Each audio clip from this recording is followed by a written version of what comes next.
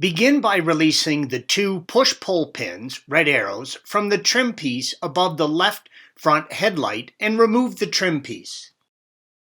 Use a 10mm socket and remove the bolt that holds the reservoir brace in place, red arrow. Reach in and remove the reservoir brace, as indicated by the red arrow. Move the purge valve off its mount, red arrow, and remove the 10mm bolt on the reservoir support as indicated by the yellow arrow. You will now need to safely raise and support the vehicle.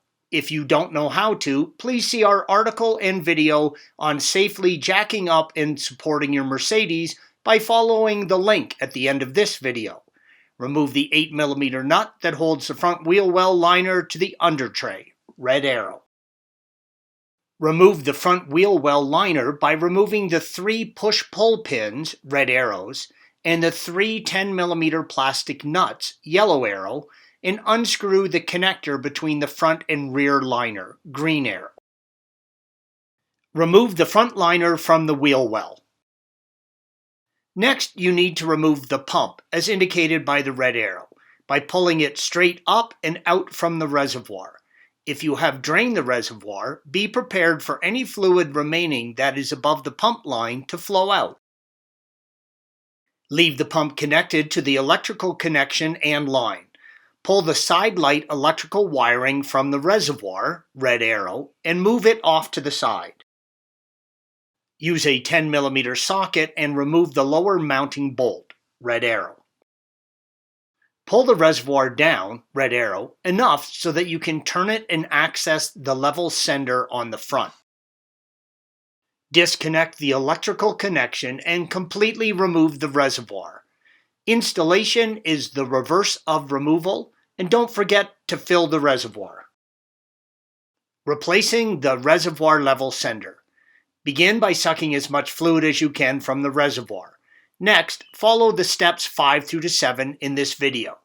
You can change the level sender while the reservoir is mounted in the vehicle. It is located on the lower front side of the reservoir. Begin by disconnecting the electrical connections, red arrow. The sender just pulls out from the reservoir and the new one just pushes straight in. There is a notch in the reservoir and a nub in the sender to make sure that you get the sender properly oriented, red arrow. Replacing the reservoir pump. Begin by sucking as much fluid as you can from the reservoir and then follow steps 5 to 7 in this video.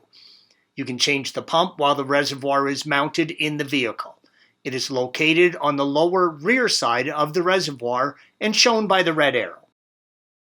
Simply pull the pump straight up and out from the reservoir. Disconnect the electrical connection on the top, red arrow, and the fluid line from the bottom, yellow arrow. Installation is the reverse of removal, and don't forget to fill the reservoir.